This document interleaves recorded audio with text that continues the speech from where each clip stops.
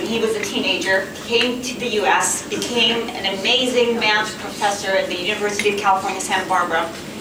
And that's where he spent his career. And he's the uncle that basically sponsored us to immigrate back in 1969. And when we came, I recall, my dad going to the neighbors and recording the Pledge of Allegiance and us sitting around trying to memorize it before we even spoke English. I don't remember ever struggling to learn the language. It seemed as if it was as simple as waking up one day and being able to speak it. I don't remember the struggle. I remember very early on just knowing yes and no when I first started. And many times when I speak with friends, I say if I was going to state what my superpower is, it was having amazing parents. Because if there's anything that I felt as a child growing up in this country, it was the love of my parents. The sacrifices, the commitment.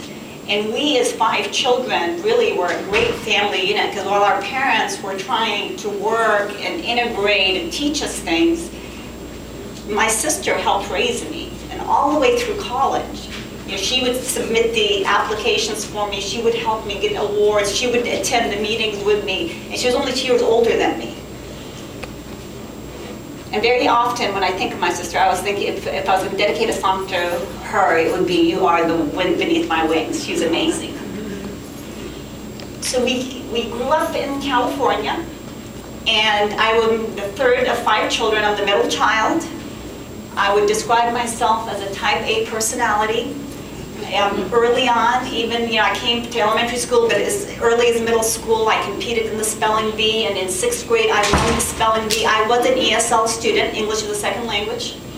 I won it in 7th grade, and in 8th grade, I lost. I came in 2nd place to the word carbuncle. That's the word that I lost on, so I've never been C-A-R-B-U-N-C-L-E. I couldn't believe it, I got one letter wrong. But I was class valedictorian. I went on to a really small high school where you could play all the sports. If you were athletic, I was athletic. I also had my 4 years perfect attendance. I was involved in many clubs. I was student body president. I just share with you so you know my history, who I am, and how I came to Ocala. And they actually even made a rule in my high school, you cannot be president of more than 3 clubs at the same time. I was president of 5. And I can't help it. I've always, all my life, honestly, to this day, I just love learning and being a part of things and saying yes. And I have to teach myself not to say yes all the time. So I went to the University of Southern California, and actually my ticket, because I was the 3rd child, is what I started to tell you, is I was very involved in the science fair. And my senior year in high school, I would spend every weekend doing my research project. It was a 4-year research project. And as a senior, I won the sweepstake all-state award and went to international. It was really, it made my parents so proud. And I think my dad gave me leniency in that as a conservative family wanting to protect the children. And my oldest brother commuted to college. He went to the UC Northridge. My sister went to California Lutheran College, commuted. And here I was, I wanted to go away and live on campus, and I did. I went to the University of Southern California, and I didn't even know they had such thing as honors at entrance. Nice certificate that I received. So I had that ability, that freedom, that privilege of living on campus, became very involved in university life. I met a lot of great people. I was resident advisor, one of the greatest things I ever was a part of. I was an RA, where I was in charge of the students in the dorm. I went on, when I went to graduate school, pharmacy school, to become the head resident, so I was supervising the RAs. This is my story.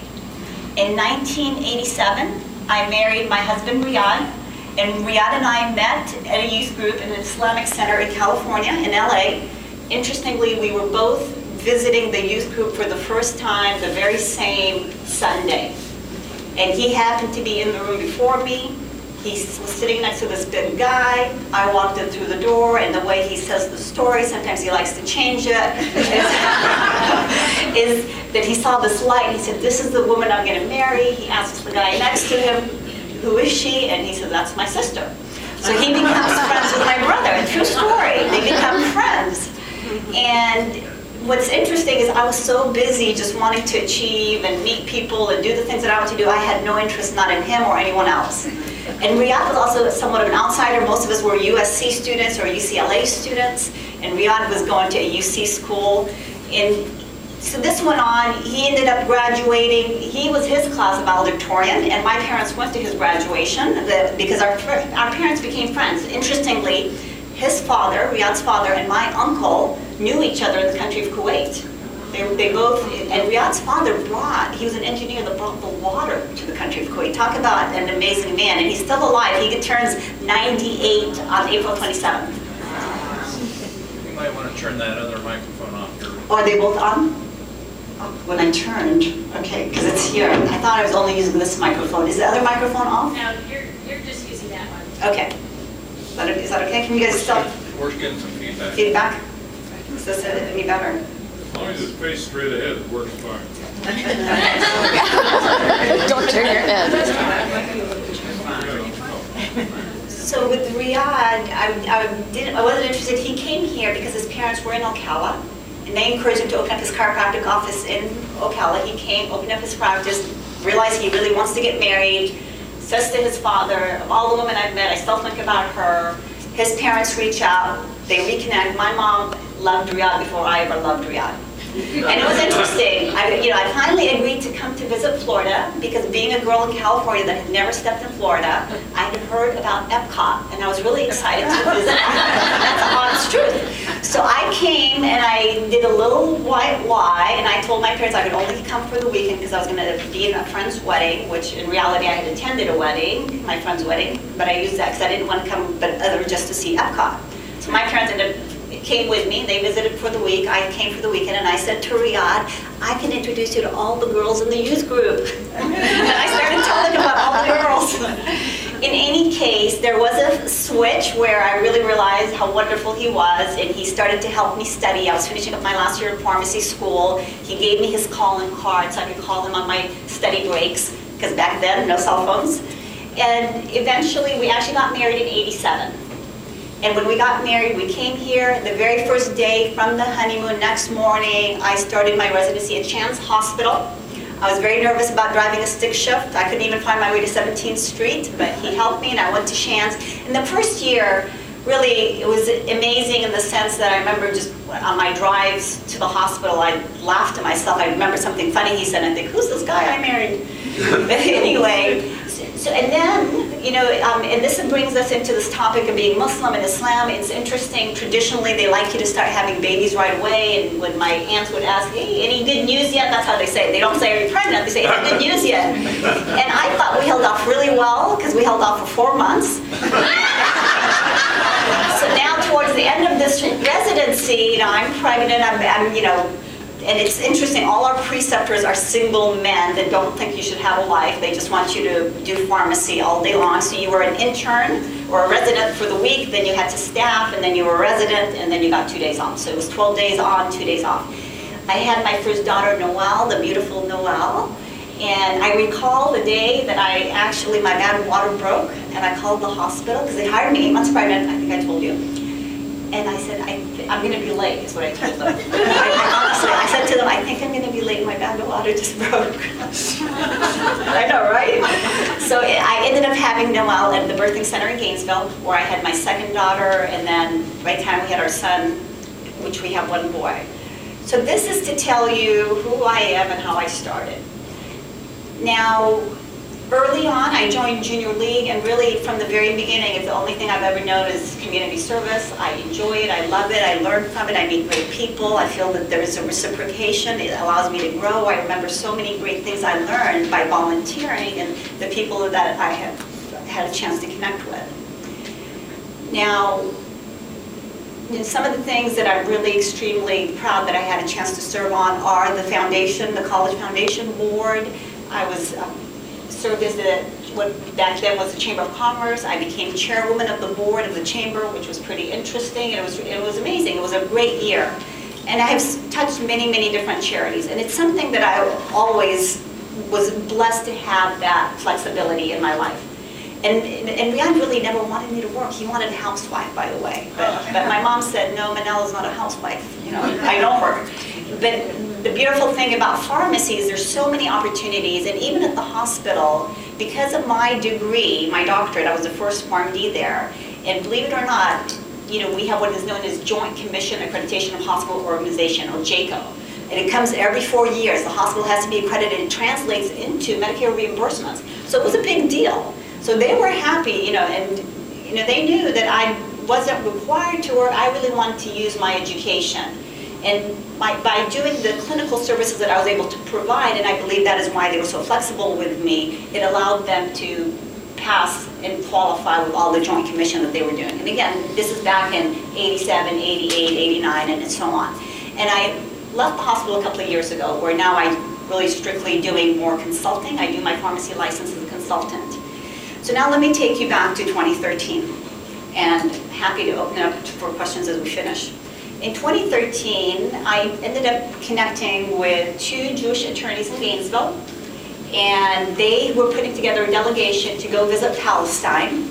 And through all these years, from the time that we came and immigrated, I had only, I didn't even get to go back until once when I was in high school, and then when I married Riyadh, we went once together. But most recently, now I go annually. But when I went back in 2013 as the only Palestinian, we also took 2 teachers from Ocala in Gainesville. We took the mayor of Gainesville, city council, Randy Wells, and a hip hop group out of LA. So we were the delegates. We went there, and Gainesville, our neighbor right down the street, has had a sister city relationship with a Palestinian city for a dozen years. And they had said to me, Manal, why don't you do that in Ocala? And I said, yeah, what a great idea. Sister cities were started by President Eisenhower, non-political, apolitical. The idea is that if people get to know each other, magically they may care about each other. We would have less violence, less problems, less wars. Smart idea. It's been around for many years.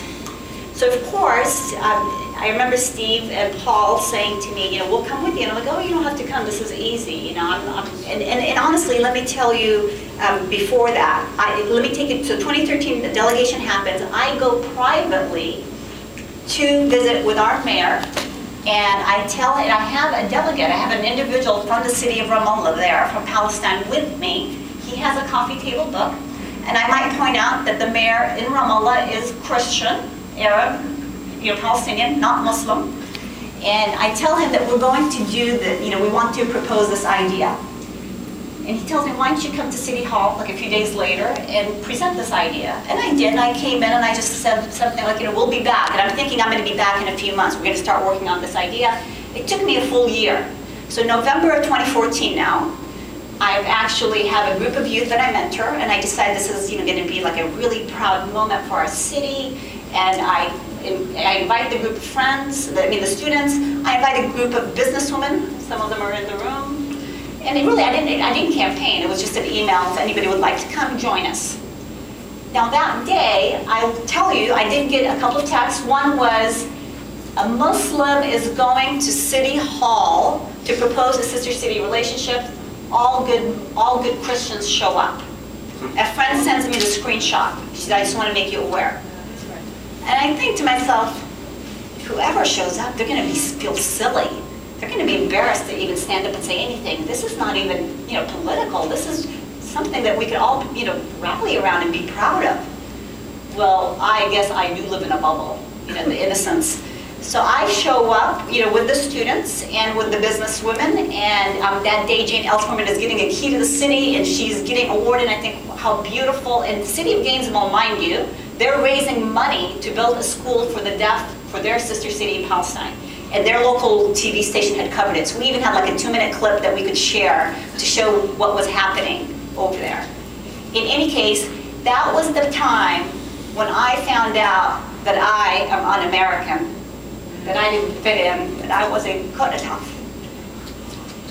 And fortunately, I didn't cry. I think I was mostly in shock. And my daughter Layla was there. And forever Layla will remember that event, just like I do. And it took me a little while to process what happened. But of course, I went on and I continued to do things that I knew, and I knew who I was and what I believed in, which I'm happy to answer further from a faith perspective.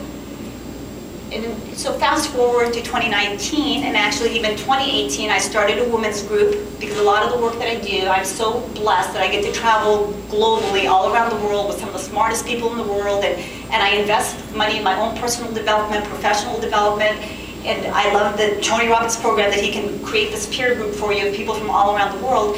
And more I kept saying, we need more women speaking up. This is what's going to create change. We can have peace. It's beyond Palestine and Israel. We need peace in the entire globe. And we can do it. We just have to change and shift our mind. And I believe that 100% it's going to happen. And I hope it happens soon. In any case, 2019 now, January 2019, we learn about an initiative. It's not something we started. It already exists. It's a 10-year-old organization that is, and I can hear the feedback, right? Is this better? Called International Cities of Peace. So International Cities of Peace really believes that peace is local, and that it's universal. Universally, we all want to be safe. We want security and safety. We want to have a good quality of life. We want prosperity. So those are universal human needs.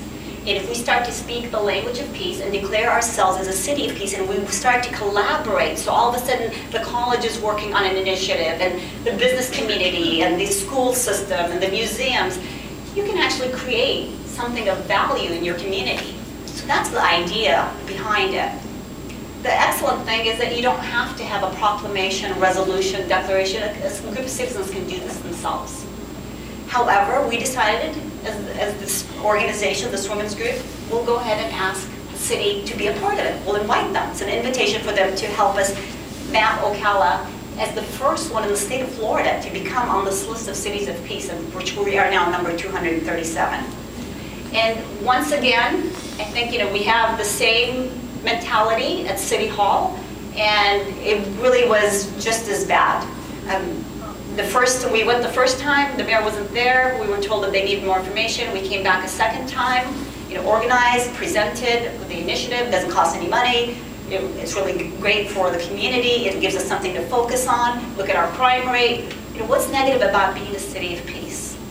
And then, of course, it came back to, well, Manal's a terrorist sympathizer, and she doesn't deserve that, and she's not one of us, and et cetera. And I think some of it was in the paper. So what is it like to be, the caption of our talk today, as a Muslim in Ocala, is what we titled this talk. It can be painful. And yet here I am, I have so many blessings, and I just need to always remind myself of those blessings. I think there's this attachment of trying to make you a suspect, or what are her intentions? What if she runs for office? It's this fear. And so what I know as a Muslim in America, someone who's engaged and active, and I think every one of us, if we remove and we throw out for a little while we're all here, no country of origin, no religious affiliation, and we're just human. We're just all human. Can we care about each other? I love The Anatomy of Peace, one of the books that we were reading at our book club. And in The Anatomy of Peace, in a quick summary, it talks about 4 worldviews. There's the worldview of seeing yourself better than, which I believe some of the people in City Hall see themselves as better than me. There's also the worldview where you don't see yourself as good enough, that you're not enough. And I think some people would like me to be in that box. There's the other box of the I deserve. And that's another point of view. And then to be seen as. Like I might want to be seen as a philanthropist, or I want to be seen as a good mom, but it's to be, so those are the 4 world views. And when people have said to me, but now, do a lawsuit, and why aren't you writing back to the paper? And part of me, I just want to invest that energy in it, and I don't know that it's really a welcome. Because I had another friend saying, well, where's the backlash? Why aren't people speaking up against the way you were treated? I'm not a newcomer. I've been here for 32 years. I have 5 beautiful children. They're doing amazing work. One day I'll have grandchildren. I'm not leaving. I'm here. This is my home. And so I opted to accept the invitation to come and speak.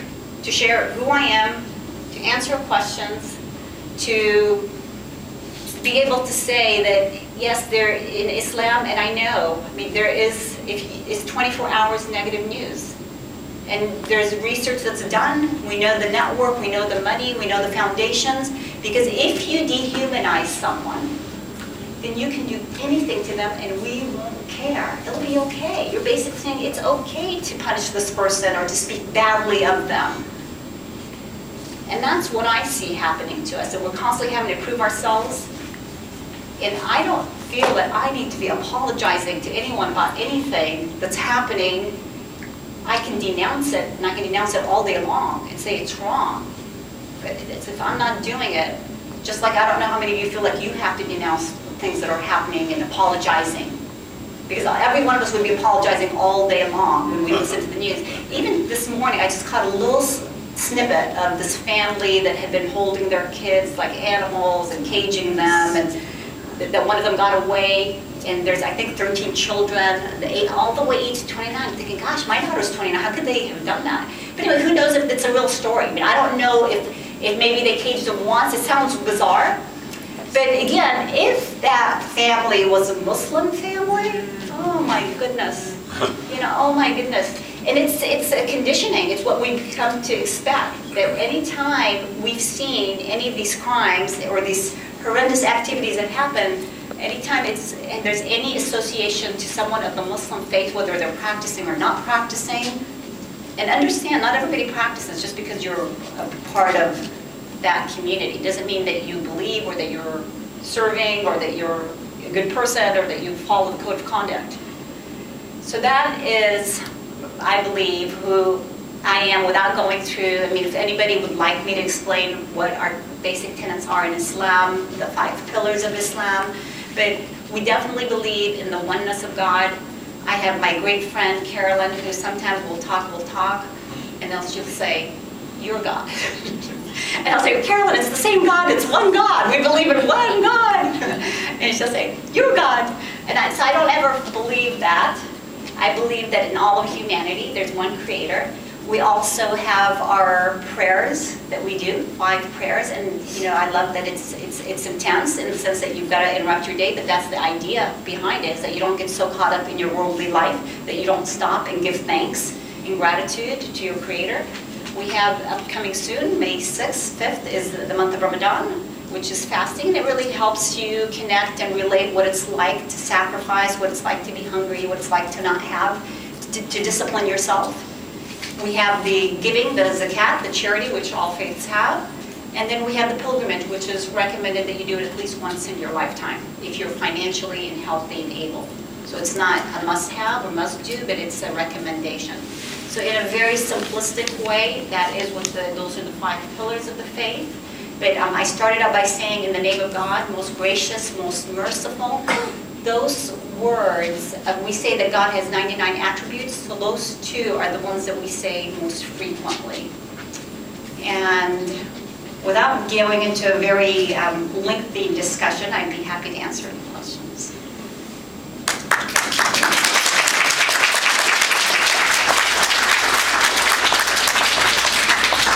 I wasn't able to attend either of the incidences that happened to you, but I did read about them.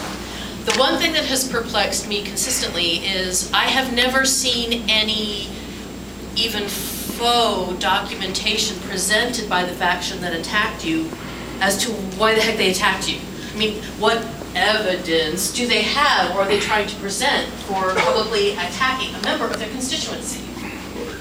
Okay. So I'll answer that. And you remember I said I went privately and I met with the mayor. So and previously I've never, someone asked me, "Hey, what's between you and the mayor? Did something happen?" And nothing has ever happened. At the hospital, I was their good government group coordinator. So during the political season, I would invite different speakers, and easily I had invited him. Whenever I'd see him at a fundraising event, I would greet him, and that's just my personality. You know, I was respecting the office of mayor. And so for me, it was a total shock. And what my friend, my Jewish friend, attorney Steve Kalsman, says, "I think somebody paid him off." And I think maybe he didn't even know, because how and if he really had a concern, and he's known me as long as he's known me, and I've been in this community for as long as I have, and I'm not like an invisible person. He could have said, hey, Manal, I have a concern. So I think it was really something perhaps that somebody else played a hand in, and there's another group that really wants to continue to create, and I keep asking myself, even the word Islamophobia, we hear that a lot now. And is it a fear or is it more hate? And you know, is it, because sometimes people, oh, it's just ignorance. Well, you know, there's a remedy to ignorance. You can educate people, but also there's, and then I earlier said, you know, if we throw all that stuff out, when in an average day or in an average lifetime, what is it that we all focus on? I mean, I know when I was young, I wanted to be successful, and I went to college, and I wanted a career, and then I had the wedding, and then I wanted to have good kids, and then to be successful in your career. Like, what do you focus? And then this is if God doesn't give you a major health problem, or an accident, or you have financial problems, emotional problems. So when everything is going great, and then I realized that even me, myself, with the age that I'm at now, I do have a mission. I do have a purpose. And it was in my introduction, I want to take the cliche out of world peace. So yes, I'm willing to invest time, energy, resources doing that, which tells me these other organizations that exist, they have a mission and a purpose. And it's to create this fear and this whole prejudice towards Muslims.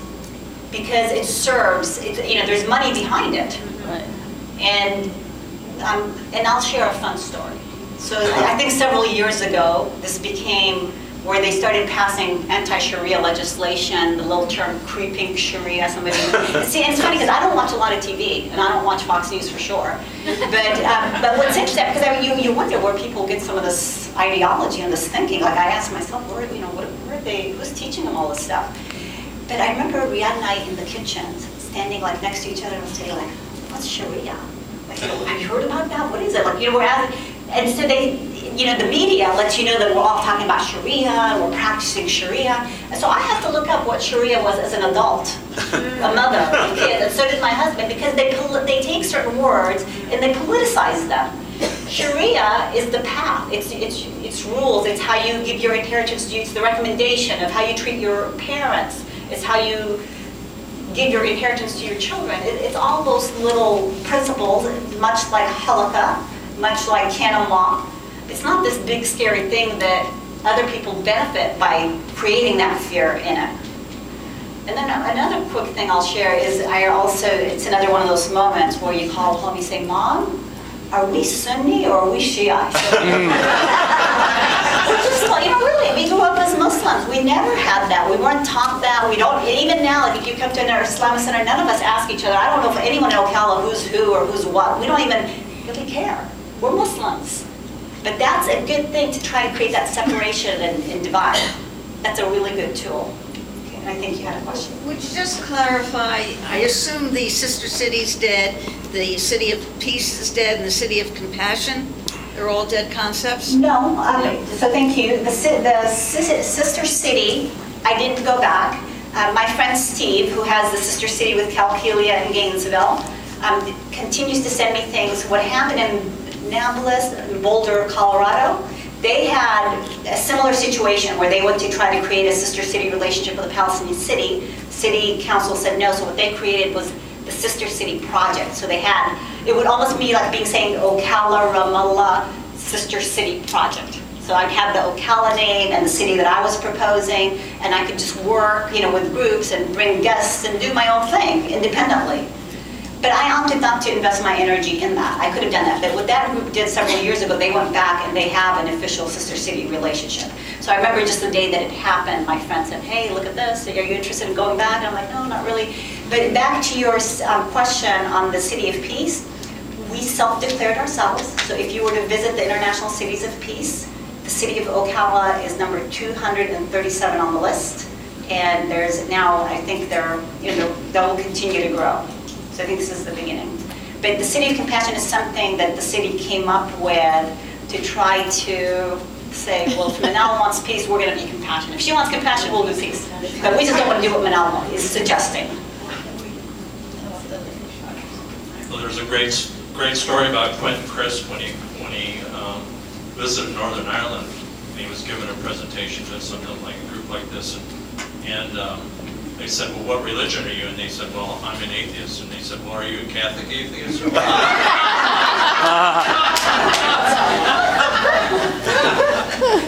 So congratulations on being a great example of what an immigrant can bring to our country.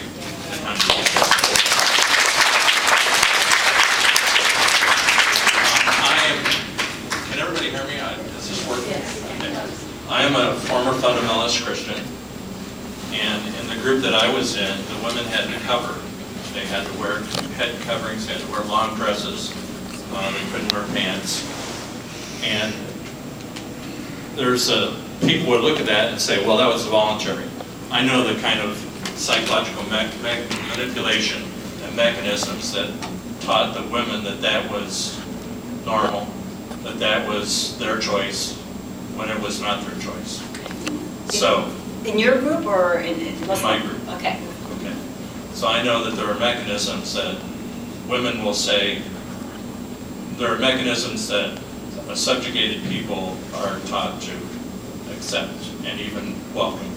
So, given that, what is your view of covering? I notice you don't cover, but I also had the experience, we had an ex-Muslim come to our humanist meeting in Cleveland, and she brought a burqa, and we put it on.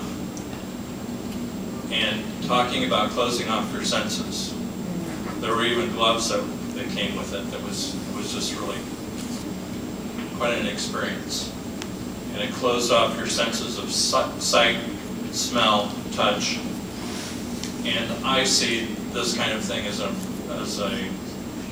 not a symbol of oppression, it's oppression of women. What is your opinion of that? And are modern Muslims working against that, or are they okay with that? Okay, thank you, great question. I'll share with you that it's interesting because when I look back at my wedding shower photo, and at that time, there wasn't a single woman that was wearing a hijab.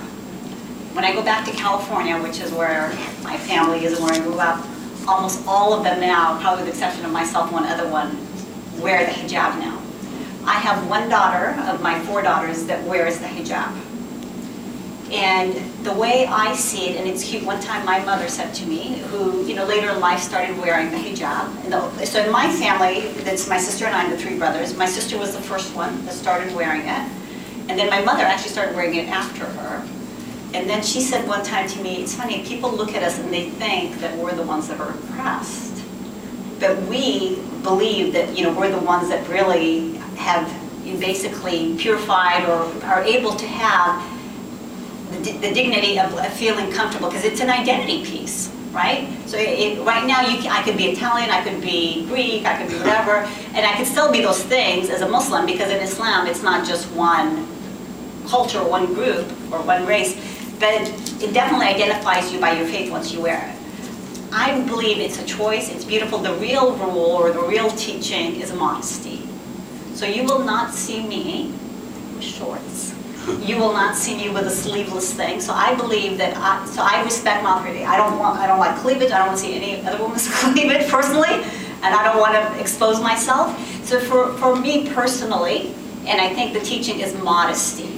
So when a man is speaking to you, he's speaking to you and not to your body. So women should not be objects of sex. That is what the true cultural / religious, and I think the culture supports that more. See, for what I've noticed growing up in America, remember, I came as a kid, and I think, you have people, of course, that might have a completely different experience if their entire life they lived in another country. But I believe, and I've seen evidence, that we live in a hypersexual society. It's a big thing. I don't know if some of the ladies remember when girls were wearing super short shorts and then they started undoing their zippers, and that was the style. That was a style, and that became very common. For a little while, the style was also where everybody's shirts, you had to show all the stuff, and I had such a hard time. I kept telling my husband, I can't wait for the hippie style to come back, with the ribbons. Yeah, so I don't believe it's oppressive. I definitely, in some places it may be because that they feel that they're forced to do it through society. I know in America it's not. There's no one. The burqa, though. The burqa, and when you say the burqa, you're talking about the neck, or niqab is what we really call it. Yep. I don't like it myself, but I know some intelligent women that choose to do it, and I think, again, it's a matter of them feeling that they want to. The idea is that you save your beauty for your husband. Completely different than someone saying, I have a trophy wife and I'm going to show her around and she's going to walk around in a mini skirt, right? So that's a philosophy, that's one attitude. And the other attitude is your beauty is saved for your husband. But in societies where they wear the burqa, do you think that's a choice for those women? I don't really know. I haven't had, but what's fun is a friend of mine, even if you look at a place like Dubai, Dubai is very international. And what's fun is you'll see even some young women that will throw it on, but underneath they're so fashionable. They'll walk into an event. They'll walk into an event and they'll wear things that I won't wear. And even in our Islamic Center in Ocala, this is interesting. Even some of the young girls, we'll have our private women gathering, a shower, and when they take off their, and I don't wear hijab, right? I don't wear the scarf, but some of the things that they wear, I will never wear. But they know that they're just enjoying doing it, between a bunch of, other young women. And so they want to express themselves and enjoy wearing things that they wouldn't necessarily wear in public. Cynthia? Manal, thank you so much. I want to ask about Palestine because you go back and forth every year and we don't get news. So I want to know what's good going on in Palestine because I know you know. Thank you, Cynthia. I don't know what's good, if there's anything good going on. Yes. So I was able to start a Toastmasters Club, and that's awesome. And what's nice is they also have a couple of TEDx events. So I feel that I'm influencing by sharing some of the things that I'm involved with, which is nice. But I mean, to me, the Palestinian cause is sad. It's something that's persisted for so long. And that's why we really need to just look at and talk about human rights. I think all of us would be able to see the injustice if we removed the labels, if we just said, is it okay to demolish homes, to kill the livestock, the agriculture, the water, the checkpoints. There's even what they call CTP, Christian something team, protective team, CPT, I think is what they call them. And their whole goal in the village of Hebron is to help the kids get to school safely.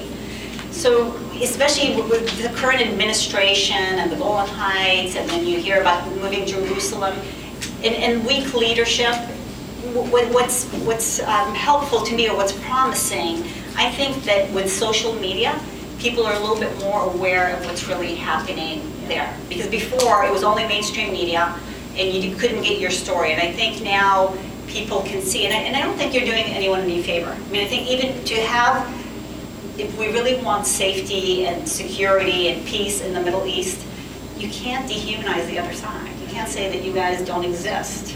And we're so lopsided, here in this country, and we have been, and they've done the work. The PAC groups have done their work in making sure that message and that narrative gets pushed out there, and we're slowly making some strides to say this isn't right, this isn't fair. But what I'm also very proud of is a lot of the good work being done by Jewish Americans. If you look at JVP, Jewish Voice for Peace, if you look at there's even ICAD, the Israeli Committee Against Home Demolitions. Some of the best work is really being done by some of the Israeli citizens and some of the American Jews. Go ahead. Just a question on the burqa.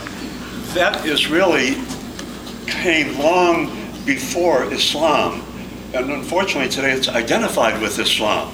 It goes back to the Assyrians, 2,000 or 3,000 years before Muhammad and the Islam, where it was patriarchy, that men told women how to dress, and they were to be covered.